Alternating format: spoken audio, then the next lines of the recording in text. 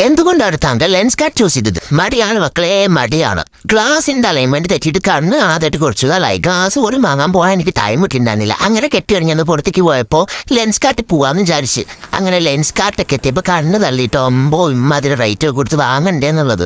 അങ്ങനെ ഇതെല്ലാം ഞാനൊരു വട്ടം ഒന്ന് റൗണ്ടൊക്കെ ചെയ്ത് നോക്കിയപ്പോൾ എനിക്ക് പറ്റിയ കുറേ ഗ്ലാസ്സുകളുണ്ട്. അങ്ങനെ ഗ്ലാസ്സുകളൊക്കെ ചൂസ് ചെയ്ത് നോക്കിയപ്പോൾ കുറച്ചെണ്ണം ആയി. അതിലിപ്പോൾ ഏതാ ചൂസ് ചെയ്യാന്ന് ഭയങ്കര കൺഫ്യൂഷൻ. ഇതെങ്ങനെയുണ്ട് ഗൈസ്?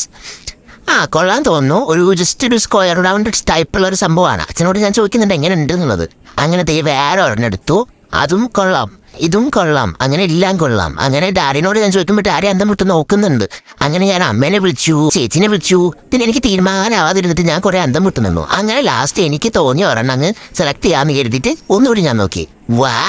ഭയങ്കര ഓവർ സൈസ്ഡ് ആണെന്ന് അവരും പറഞ്ഞു, എനിക്കും തോന്നി. അങ്ങനെ വേണോ വേണ്ടെന്നുള്ള കൺഫ്യൂഷനിൽ ഞാനിങ്ങനെ തെരഞ്ഞുകൊണ്ടേ ഇരിക്കുകയാണ്.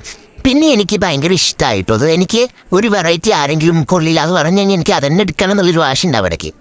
എനിക്ക് വാശിയുള്ളതാ.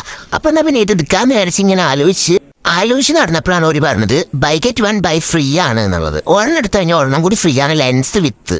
സോ ഏതെടുക്കണമെന്ന് പിന്നെയും കൺഫ്യൂഷനായി. അങ്ങനെ ഒരെണ്ണം എടുത്ത്. Okay, by.